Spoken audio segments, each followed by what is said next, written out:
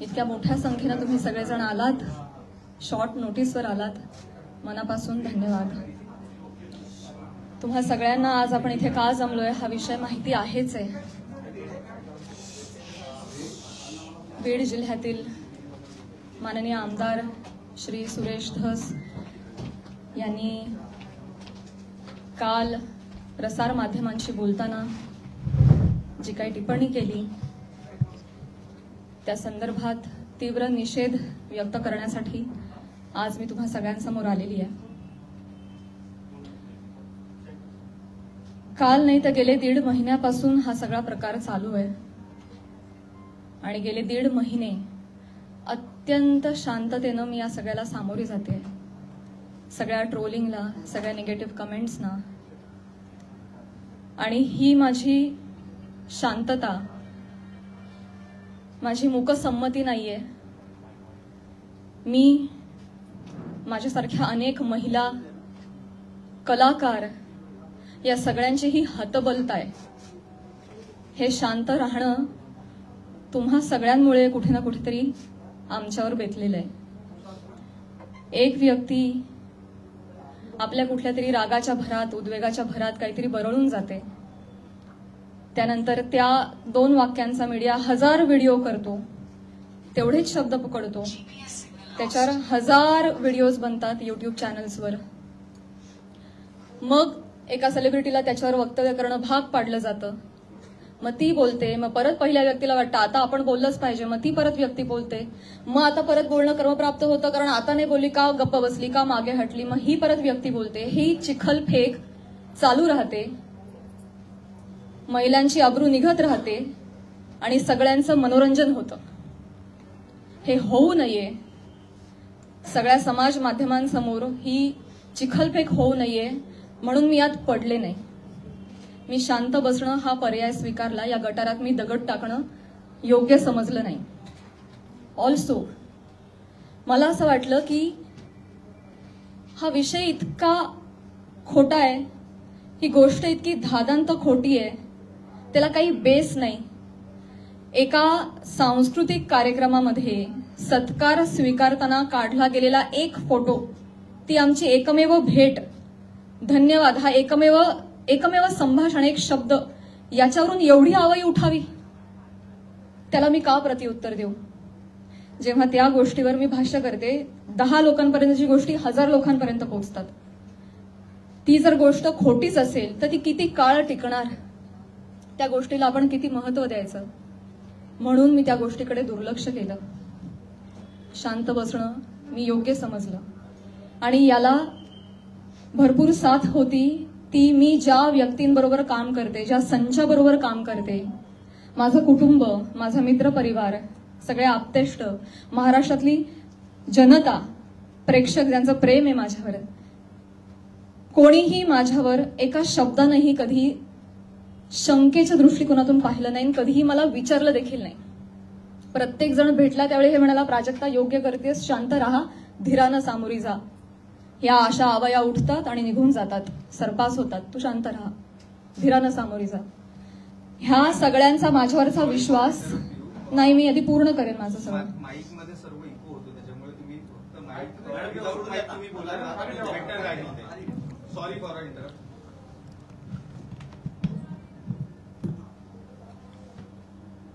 तर ह्या सगळ्या ज्या आवया असतात, जशा निघतात तशाच निघून जातात. असं सगळं असल्यामुळे आणि या सगळ्यांचा पाठिंबा आणि माझ्यावरचा विश्वास इतका दांडगा होता, ही माझ्यासाठी अत्यंत जमेची बाजू होती. त्यामुळे मला माझ्या चारित्र्यावरचं एक्सप्लेनेशन द्यायला समोर यावं अशी गरजच वाटली नाही. आज ही वेळ येतेय, ही अत्यंत नामुष्की आहे आणि ती वेळ आली आहे कारण एक लोकप्रतिनिधी याच्यावर टिप्पणी करतात. एखादी रूमर आहे, रूमरचंही खरं त्याला स्थान नाहीये, पण एखादी असंच उठलेलं वावटळाविषयी जेव्हा लोकप्रतिनिधी, जे लोक ज्यांना आपण जनतेनं निवडून दिलंय, आपले प्रश्न विधिमंडळात जाऊन त्यांनी आपले प्रश्न मांडावेत, आपल्यासाठी न्याय मागावा, आपल्या हक्कांचं रक्षण करावं, आपलं रक्षण करावं, अशी ज्यांच्याकडून आपली अपेक्षा आहे, अशी मंडळी जेव्हा आपल्यावर चिखलफेक करतात तेव्हा ही गोष्ट गांभीर्यानं घेण्याची वाटली मला, आणि म्हणूनच आज मी तुम्हा सगळ्यांसमोर आले. काल जर हे असं बोलले नसते तर मी तशी शांत बसले होते आणि मी याच्यावर कधी कधी भाष्य केलं नसतं. पण काल त्यांनी ते वक्तव्य केल्यामुळे मला आज तुम्हा सगळ्यांसमोर यावं लागलं. कारण जेव्हा एक लोकप्रतिनिधी असतो जो हजारो लाखोंचं नेतृत्व करतो, लाखो जनता त्यांच्या विचारांना फॉलो करते, जेव्हा ते बोलतात तेव्हा त्यांची विचारधारा लाखोंची विचारधारा होते, ते त्या गोष्टींवर कुठेतरी ठसा उमटवतात आणि खरी आहे असं भासवतात, तेव्हा मात्र ही फार गंभीर बाब होऊन जाते. माझा एक बेसिक प्रश्न आहे सुरेश धस साहेबांना. तुम्ही एक राजकारणी आहात, आम्ही एक कलाकार आहोत. तुम्ही एका दुसऱ्या राजकारणावर कुठेतरी कुरघोडी करताय, टीका करताय. तुमचं जे काय चालू आहे लखलाभ तुम्ही ते करत राहा. या सगळ्यांमध्ये तुम्ही कलाकारांना का खेचता?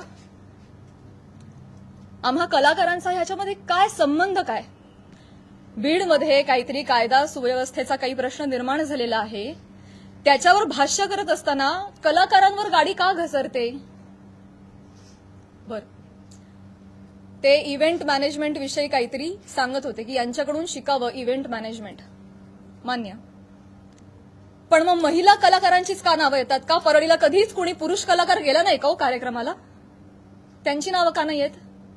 इव्हेंटमेंटचं तुम्हाला जर एक उदाहरण द्यायचं आहे तर पुरुष कलाकारांची नावं घ्या ना. महिलांची नावं घेऊन अतिशय कष्टानं ज्या महिला अतिशय छोट्या फॅमिलीमधून येऊन संघर्षमय आयुष्य जगत मोठ्या होतात आणि आपलं एक नाव कमवतात, त्यांची प्रतिमा ते असं बोलून डागाळतात. हे कितपत योग्य आहे? तुम्हाला उदाहरण द्यायचे, तुम्ही पुरुष कलाकारांची नावं द्या. पण त्यांनी तसं केलं नाही. त्यांनी त्यांच्या वैयक्तिक स्वार्थासाठी फिल्म इंडस्ट्रीमध्ये काम करणाऱ्या महिलांची नावं घेतली, त्याचा वापर केला, गैरवापर केला. त्यांनी स्वतःचा टीआरपी वाढवण्यासाठी महिलांची नावं घेतली, अतिशय कुत्सितपणे टिप्पणी केली, अतिशय कुत्सितपणे. एक कलाकार म्हणून वेगवेगळ्या शहरांमध्ये जाणं, प्रेक्षकांचं मनोरंजन करणं हे कलाकारांचं काम आहे. आणि फक्त परळी नाही, महाराष्ट्राच्या कानाकोपऱ्यात जाऊन मी याही आधी कार्यक्रम केलेले आणि यापुढेही करत राहणार, आणि सगळेच कलाकार करतात. याआधीही हजारो नेत्यांबरोबर, प्रतिथयश क्षेत्रातल्या सगळ्या मान्यवरांबरोबर फोटो आहेत. मग तो फोटोचा रेफरन्स उचलून तुम्ही कोणाही बरोबर असं नाव जोडून टाकणार का? हे एक महिला म्हणून, महिला कलाकार म्हणून मला अतिशय ही बाब निंदनीय वाटते. महाराष्ट्रातल्या राजकारण्यांना हे कृत्य शोभत नाही. बरं, ते जे बोललेत ते इतकं कुत्सित आहे. अच्छा, त्या पण येतात का परळीला? अच्छा. कोणाला जर नवा चित्रपट वगैरे करायचा असेल तर परळी पॅटर्न अवलंबावा. त्यांचा जे काय जवळचा पत्ता वगैरे काय म्हणायचंय काय तुम्हाला? तुम्ही फक्त महिला कलाकारांच्या चारित्र्यावर शिंतोडे नाही उडवत आहात, महिलांच्या कर्तृत्वावर सुद्धा तुम्ही प्रश्नचिन्ह उपस्थित करताय. का? कुठल्याही पुरुषाच्या किंवा राजकारण्याच्या कुबड्यांशिवाय एखादी महिला स्वकर्तृत्वावर यशस्वी होऊ शकत नाही का? कष्टांनी आणि मेहनतीनं एखादा माणूस मोठा होतो, याच्यावर तुमचा विश्वास का नाही बसत? ही अशी टिप्पणी करून तुम्ही माझी नाही, आम्हा महिलांची नाही, स्वतःची मानसिकता दाखवताय असं मला वाटतं. आणि ही अतिशय खेदजनक बाब आहे. मला पाणी आणि टिश्यू द्या.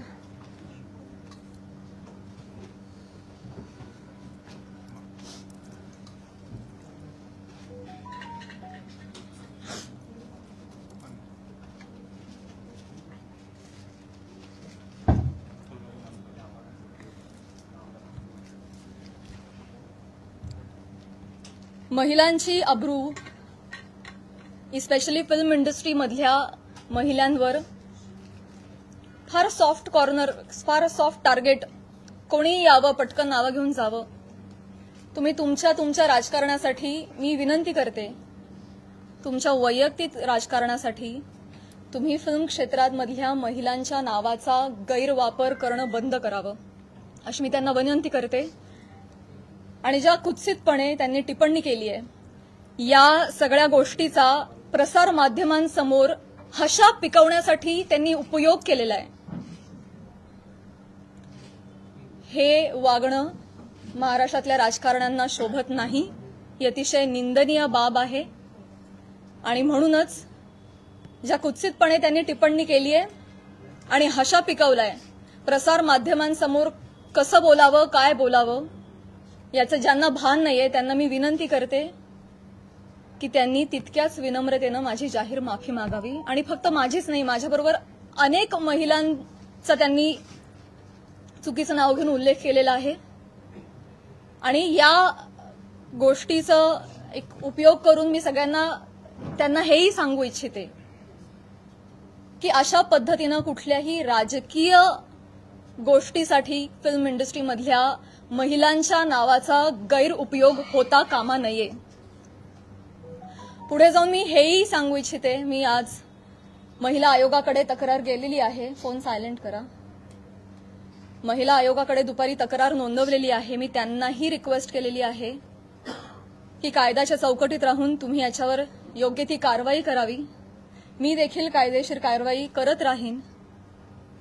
याचबरोबर माननीय मुख्यमंत्री साहेब उपमुख्यमंत्री साहेब यांना देखील मी विनंती करते काय या दोन व्यक्ती दोन वाक्य बोलून गेल्या पण प्रसार माध्यमं तेवढीच दोन वाक्य घेऊन त्याचे 1000 व्हिडिओ बनवतात.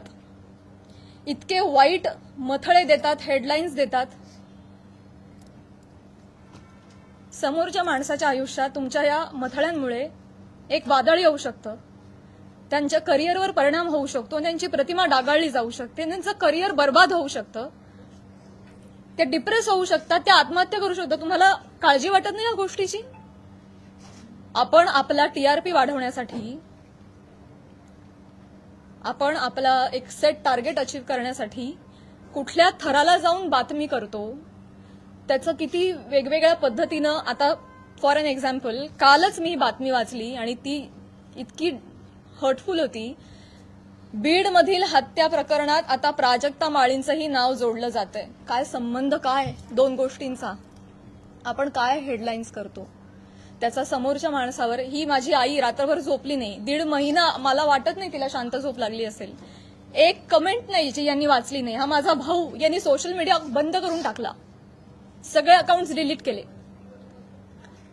आज हा प्रसंग फक्त माझ्याशी निगडीत राहिलेला नाहीये. हा माझ्या कुटुंबावर त्याचा परिणाम होतोय आणि अत्यंत वाईट परिणाम होतोय.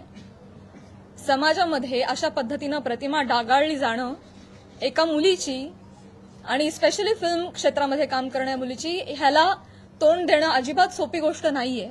तुम्ही सगळेजण हे समजू शकता. तर तुम्हा सगळ्यांना ही विनंती आणि माननीय मुख्यमंत्री साहेबांना ही विनंती की त्यांनी याबाबत काहीतरी ठोस कारवाई करावी. बेसलेस पुरावा कुठलाही असल्याशिवाय कोणीही बातमी करू नये अशा पद्धतीचे त्यांनी आदेश द्यावेत. या निमित्तानं मी करुणाताईंना सुद्धा विनंती करू इच्छिते आणि हे सांगू इच्छिते की तुम्ही स्वतः एक महिला आहात. तुम्हाला महिलांना होणारा त्रास तुम्ही समजू शकता. या पुरुष प्रधान संस्कृतीमध्ये जर महिलाच महिलांच्या पाठीशी उभ्या नाही राहिल्या आणि चिखलफेक करत राहिल्या तर कसं होणार? मी सांगू इच्छिते की तुम्हाला जी माझ्या बद्दलची माहिती मिळाली आहे ती अत्यंत चुकीची आहे. तुमचा माहितीचा जो स्रोत आहे तो चुकीचा आहे करुणाताई. आणि आय एम शुअर की इथून पुढे तुम्ही कुठल्याही गोष्टीची खातरजमा केल्याशिवाय शहानिशा केल्याशिवाय तुम्ही असं वक्तव्य करणार नाही आणि महिलांच्या बाबतीत तुम्ही देखील संवेदनशील राहाल अशी मी खात्री बाळगते आणि ही मी तुम्हाला विनंती करते. आणि मुख्यमंत्री साहेबांना ही विनंती करते की एका कार्यक्रमातला एका मंत्र्याबरोबरचा एक फोटो याच्यामुळे इतकं वादंग उठावं आणि इतकी आवई उठावी आणि त्याच्यावर हजारो न्यूज पोर्टल्सनी युट्यूब चॅनल्सनी ह्याच्या न्यूज बनवाव्यात आणि वाटेल तसे ते लाईक्स आणि सबस्क्रिप्शन वाढवत राहावेत. त्यांना भीती नाहीये की याच्यावर कोणीही काहीतरी ऍक्शन घेईल म्हणून ते हे करतायत. म्हणून अशा पद्धतीनं महिला कलाकारांची अब्रू वेशीला टांगली जाते. तर याबाबत काहीतरी कडक कारवाई त्यांनी केली पाहिजे.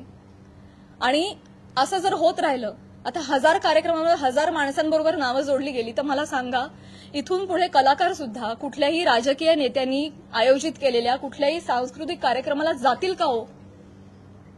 ते सुद्धा धजावणार नाहीत. पुढची भविष्यातली मंडळी सुद्धा विचार करतील, अरे कलाक्षेत्रात पाठवायला नको पोरांना, ते काय बरं नाही. आमचं कलाक्षेत्र बदनाम नाहीये, ही सगळी मंडळी त्याला बदनाम करतात. आम्ही मनोरंजन करण्याचं काम करतो, तुम्ही आमची नावं मनोरंजनासाठी वापरता, स्वार्थासाठी वापरता, स्वतःचा टीआरपी वाढवण्यासाठी वापरता. हे अत्यंत चुकीचं आहे. आणि स्पेशली महिलांची नावं पटकन कशी तोंडावर येतात, पुरुषांची नावं का येत नाहीत, यासाठी एक टूल बनवलं जातंय महिला कलाकारांना. ह्याबद्दल मला खेद वाटतो. आणि मी पुन्हा एकदा सांगेन की मुख्यमंत्र्यांना विनंती की तुम्ही याबाबत ठोस कारवाई करावी, आदेश द्यावेत. सुरेश धसांना मी विनंती केलेलीच आहे की त्यांनी जाहीर माफी मागावी. आणि या निमित्तानं मी प्रसार माध्यमांना सुद्धा विनंती करेन, मी पुन्हा पुन्हा तेच बोलतेय. अनेक युट्यूब चॅनल्स, माझी सोशल मीडियाची टीम लीगल नोटीस पाठवून थकली. एक युट्यूबचा व्हिडिओ डाऊन होतो तर 3 रोज नव्याने उभे राहत होते. तर एखाद्या गोष्टीचा एक संदर्भ घेऊन तुम्ही वाटेल ते मथळे देऊन जे न्यूज करता, तुम्ही सुद्धा कुठेतरी या बाबतीत स्पेशली महिलांच्या चारित्र्यासंबंधात असलेल्या गोष्टींवर तुम्ही तरी संवेदनशीलता दाखवणार आहात की नाही? टीआरपीसाठी, तुमचं टार्गेट कंप्लीट करण्यासाठी किती खालच्या थराला जाऊन तुम्ही बातम्या करता, हे योग्य आहे का? असे मला तुम्हालाही प्रश्न विचारायचे आणि तुम्हालाही विनंती करायची की आपण सुद्धा एक सभ्यतेची पातळी सोडली नाही पाहिजे. आपण महाराष्ट्रात राहतो, महाराष्ट्र अतिशय सुज्ञ मंडळींचा प्रदेश आहे. आणि तुम्ही कोणीही अशा पद्धतीनं मुळात आदेश आले पाहिजेत, त्याच्यावर ठोस कारवाई झाली पाहिजे. आणि आपण एक माणूस म्हणून सुद्धा, एक मराठी माणूस म्हणून सुद्धा आपण सुद्धा आपल्याला काहीतरी नियम घालून घेतले पाहिजेत असं मला वाटतं. मी माझं पूर्ण करते भाऊ. या निमित्तानं महाराष्ट्रातल्या जनतेला सुद्धा मला म्हणायचं आहे की आपण आता एआयच्या जमान्यात आहोत. सोशल मीडियावर वाटेल तसे लोक व्यक्त होत आहेत. मॉर्फ करणं, video, photo, call recordings fake generate करणं, फेक चॅट्स करणं, हे अतिशय सोपं आहे. डाव्या हाताचा मळ आहे. आता हे फार अवघड नाही राहिलेलं आहे. तर महाराष्ट्रातल्या जनतेनं सुद्धा सतसत विवेकबुद्धी जागरूक ठेवावी. आणि आपण सोशल मीडियावर कसे व्यक्त होतो याची सभ्यता पाळावी. आपल्या आई बहिणीच्या बाबतीत जर अशी गोष्ट घडली असती तर आपण असं लिहिलं असतं का, असं त्यांनीही विचार करावा. सारासार विचार करून व्यक्त व्हावं. सगळ्यांनीच ही जी बाब आहे ती अतिशय गांभीर्यानं घ्यावी. इथे मी फक्त माझ्या न्यायासाठी नाही बोलत आहे. इथे मी आज सगळ्या सिने क्षेत्रात, कला क्षेत्रात काम करणाऱ्या सगळ्या महिलांच्या वतीनं बोलतीये. आज त्यांचं प्रतिनिधित्व करते असं मी म्हणेन की समाजामध्ये उजळ माथ्यानं जगण्यासाठी आम्हाला एक फ्रीडम असलं पाहिजे, एक मान सन्मान ठेवला गेला पाहिजे. यासाठी तुम्ही सुद्धा ती डिग्निटी पाळणं गरजेचं आहे आणि तो मान सन्मान देणं गरजेचं आहे असं मला वाटतं. आणि तुम्ही ते कराल अशी मी आशा व्यक्त करते. एक प्रश्न असा होता, आता आपण ज्या पद्धतीने आता एकच प्रश्न आहे, काही सुरेश दास महिला आयोगाकडे आपण अच्छा ओके, 1 by 1 जाऊया. महिला आयोगाकडे प्राजक्ता माळींची माफी मागणार नाही. सुरेश दास म्हणताय प्राजक्ता माळींची मी जाहीर माफी मागणार नाही.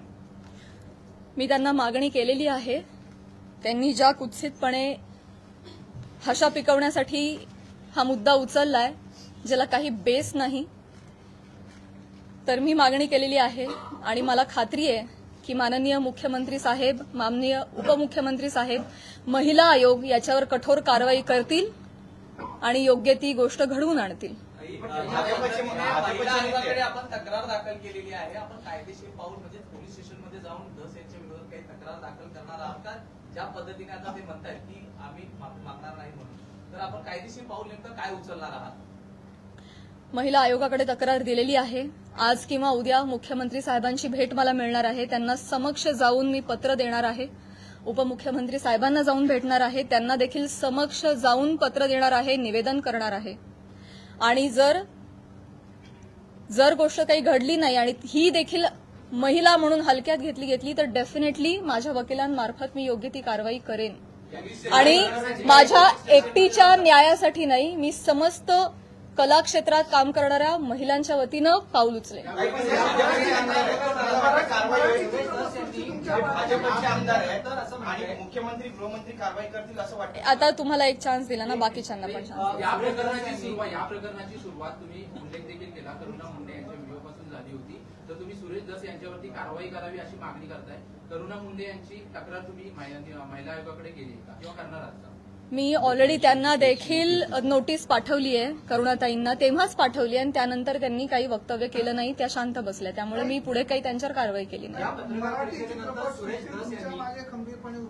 डेफिनेटली आहे. मराठी चित्रपटसृष्टी सगळे कलाकार खंबीरपणे माझ्या पाठीशी आहेत आणि मी सगळ्यांचं नेतृत्व करेन.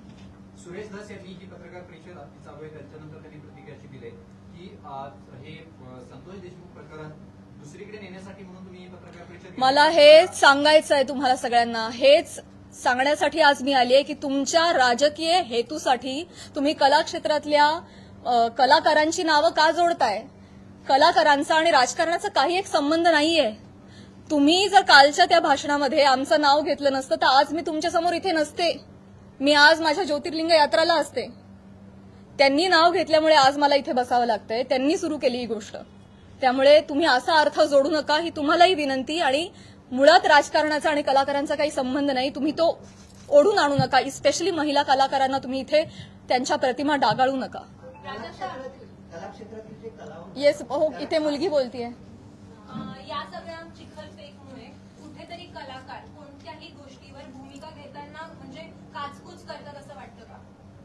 भीती वाटते ना, कारण प्रसार माध्यमं त्याला चुकीची प्रसिद्धी देतात.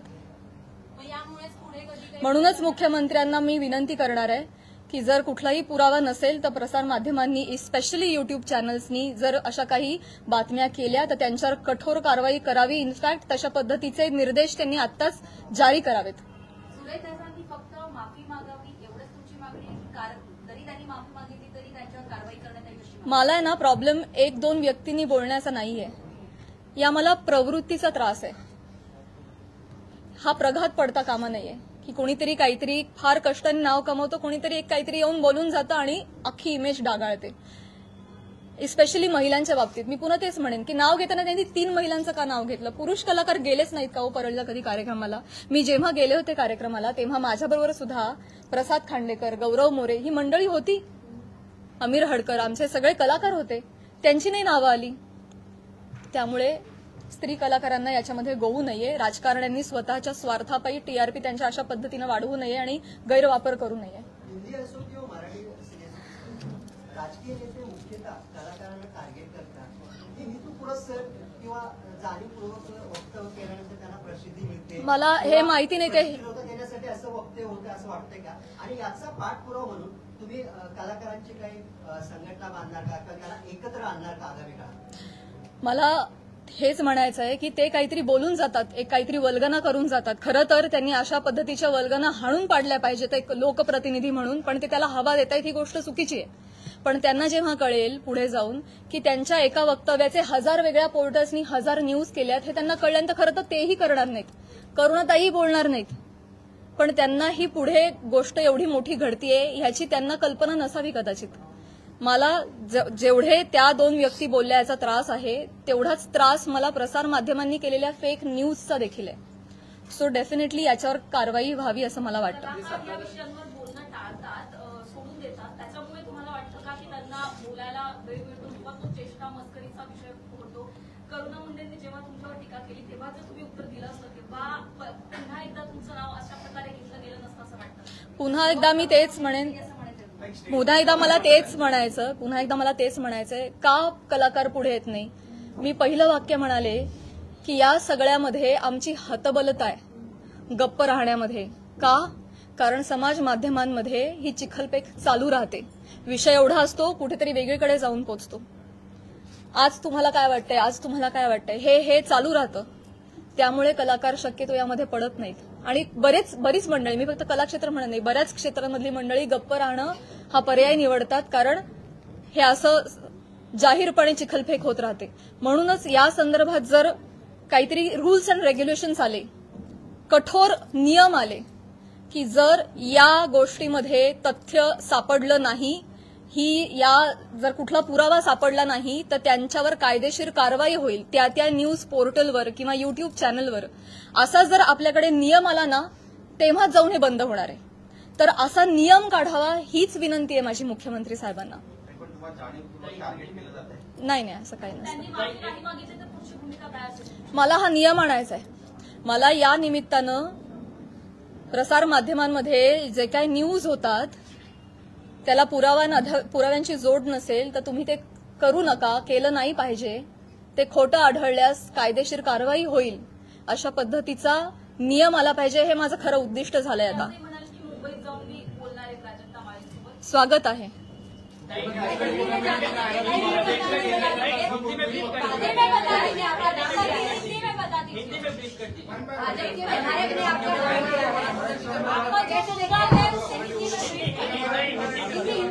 ओके.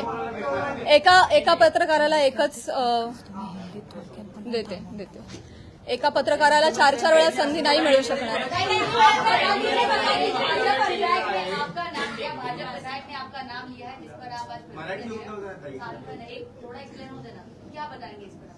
सगळ्यात शेवटी हिंदी बोलू, मराठी अजून 1-2 प्रश्न घेते. सगळ्यात तुम्ही एक प्रश्न विचारला ना? मी नाही विचारला. नक्की विचारला नाही. माईक खाली करा.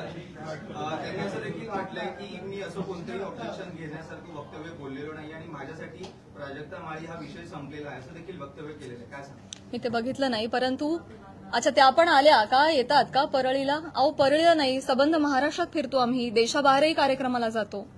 परळी पॅटर्न, जवळचा पत्ता, तुम्हाला जर चित्रपट बनवायचा असेल तर परळी पॅटर्न म्हणजे म्हणायचं काय? हे डेफिनेटली अतिशय निंदनीय वाक्य आहेत, अतिशय डिरोगेटरी आहेत. यामागचा सूचित अर्थ कळू नये इतका महाराष्ट्र आणि मी दुधखुळी नाहीये. त्यांना जे आडून बोलायचं होतं हे सगळ्यांना कळतंय. त्यामुळे परळीला येतात म्हणजे मी काहीच बोलू नये असं नसतं. नुसतं ताई म्हणून काही होत नाही. त्याच्या अवतीभवती तुम्ही जे हातवारे करता, तुमचे जे हावभाव असतात, एका महिलेचं चारित्र्य एवढ्या रिॲक्शननी सुद्धा डागाळू शकतं. समाज माध्यमांसमोर, प्रसार माध्यमांसमोर हशा पिकवण्यासाठी त्यांनी हा मुद्दा वापरलाय. तो डेफिनेटली अतिशय निंदनीय आहे, अतिशय खालच्या पातळीचा आहे आणि तो चुकीचा आहे, याचा मी निषेध करते. क्लॅरिफिकेशन देताना नेहमी महिलाच का देतात? तुम्हाला वाटत नाही का ज्यांच्याशी नाव जोडलं जातं त्यांनी सुद्धा हे दिलं पाहिजे? आतापर्यंत बॉलिवूडमध्ये सुद्धा अशा अनेक गोष्टी घडलेल्या आहेत, पण महिलाच टार्गेट का होते याच्यावर तुम्हाला काय वाटतं? हाच माझा प्रश्न आहे. हाच माझा प्रश्न आहे मुख्यमंत्री साहेबांना सुद्धा, की हे महाराष्ट्रामध्ये एक निर्भेळ वातावरण कलाक्षेत्रातल्या महिलांच्या बाबतीत असलं पाहिजे आणि आम्ही सॉफ्ट टार्गेट होता कामा नये. कुठल्याही राजकीय व्यक्तींच्या स्वार्थापायी आमच्या नावांचा गैरवापर झाला नाही पाहिजे, हीच तर माझी विनंती आहे. आणि हे दुःख आहे. आज मला माझ्या चारित्र्याच्या क्लॅरिफिकेशनसाठी प्रेस कॉन्फरन्स घ्यावी लागते. हीच निंदनीय गोष्ट आहे. हे महाराष्ट्रात होत आहे, सावित्रीच्या लेकींबाबत होत आहे. मला याचं दुःख आहे. करुणा मुंडेंनी ज्या पद्धतीने सुरुवात केली किंवा सुरेश दसनी ज्या पद्धतीने सुरुवात केली, पण ह्या सगळ्या घोटाळ्यामध्ये ज्या व्यक्तीसोबत नाव जोडलं गेलं, परळीच्या एका व्यक्तीसोबत नाव जोडलं गेलं, तर तुला असं नाही वाटत का की त्या व्यक्तीकडून सुद्धा काहीतरी वक्तव्य आलं पाहिजे की जे काही चालू आहे त्याच्या? नाही, मला नाही वाटत. नाही. मुख्यमंत्री देवेंद्र फडणवीस सुरेश दसांवरती कारवाई करतील असं वाटतं का तुमच्या पिढीनंतर? मी म्हटलं ना, त्यांनी माफी मागणं, त्यांनी बोलणं, त्यांना हा प्रकार चुकीचा आहे हे कळलं पाहिजे. त्याचे परिणाम काय होतात हे कळलं पाहिजे आणि पुढे जाऊन या बाबतीत कठोर नियम झाले पाहिजेत. हे आता माझं मोठं उद्दिष्ट आहे. एका व्यक्ती संदर्भात तेवढा मुद्दा, त्यांची माफी, एवढा छोटा विचार मी नाही करणार. या बाबतीत काहीतरी कठोर निर्णय झाले पाहिजेत, काहीतरी रूल्स अँड रेग्युलेशन्स बसले पाहिजेत. इथून पुढे कुठल्याही महिला कलाकाराला, ही मी आज ह्या सगळ्या गोष्टीची पार्श्वभूमी घेऊन म्हणते, भविष्यात मला किंवा कला क्षेत्रात काम करणाऱ्या कुठल्याही महिलेला अशा पद्धतीच्या गोष्टींना सामोरं जायची वेळ येऊ नये यासाठी मी प्रयत्न करेन. आता तुम्ही म्हणाला की कला राजाश्रय मिळालेले मुक्ती होते आणि असंही म्हणाला की महाराष्ट्रात आम्ही जर नाहीच फिरलो रसिकांचं कसं मनोरंजन होणार? अगदी बरोबर आहे, पण तुम्ही बाहेर नाही गेला तर त्याचं तुमचं नुकसान आहे, तुमचीच कला जनतेसमोर येणार आहे. असं वाटत नाही तुम्हाला? मला प्रश्न नाही कळला. ठीक आहे ठीक आहे ठीक आहे. कलेला राजाश्रय मिळाल्यानंतरच ती कला मोठी होती. महाराष्ट्रभर फिरताय, राजकारणाचे कार्यक्रम अटेंड करता असं तुम्ही म्हणताय. आता तुम्ही जर नाही गेला तर त्याच्यामुळे तुमचं परिणाम होणार आहे, तुमचं नुकसान होणार आहे असं वाटत नाही तुम्हाला? डेफिनेटली मुळात वेगवेगळ्या शहरांमध्ये जाऊन वेगवेगळ्या ठिकाणी जाऊन प्रेक्षकांचं मनोरंजन करणं हेच तर कलाकारांचं काम आहे, कर्तव्य आहे. निखळ मनोरंजनासाठी तर कलाकार प्रेक्षकांशी संवाद साधण्यासाठी वेगवेगळ्या ठिकाणी जातात आणि गेलंच पाहिजे. ते आमचं उपजीविकेचं साधन पण आहे आणि आमच्या स्वातंत्र्यावर अशी गदा नाही येऊ शकत ना.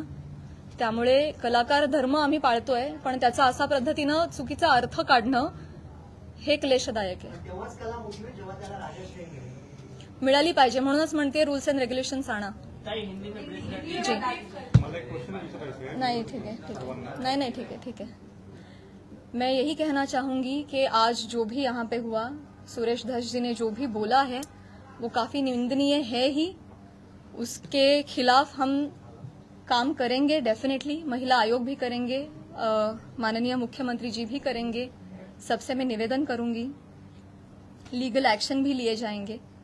लेकिन इसके परे जाके मैं ये रिक्वेस्ट करना चाहूंगी गवर्नमेंट से कि जो भी एक दो व्यक्ति कुछ बोल जाते हैं, उसके बाद जो हजारों न्यूज चैनल्स, यूट्यूब चैनल्स जो ब्रेकिंग न्यूज बनाते हैं और फेक न्यूज बनाते हैं विदाउट एनी स्ट्रॉन्ग प्रूफ्स, उसके खिलाफ कुछ स्ट्रॉन्ग एक्शन ली जाए, उस पे कुछ रूल्स एंड रेगुलेशंस बनाए जाए.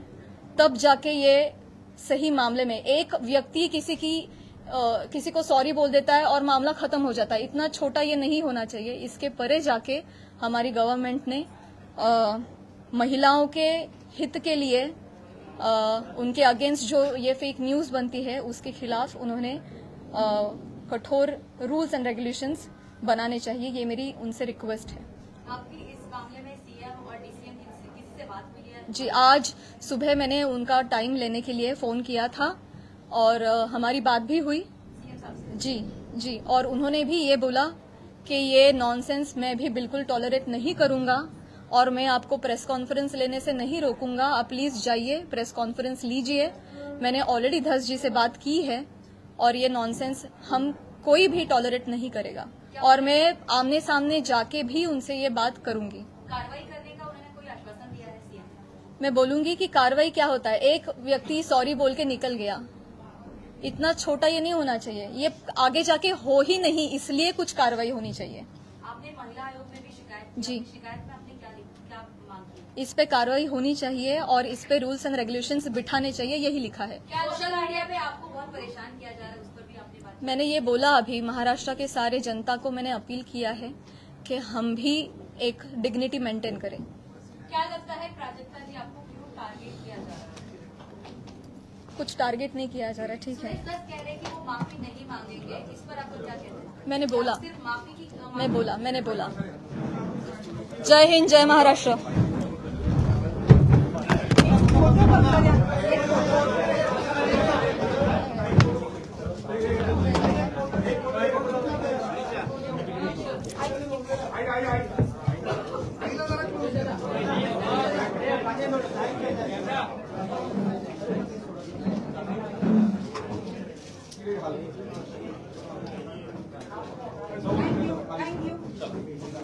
धन्यवाद.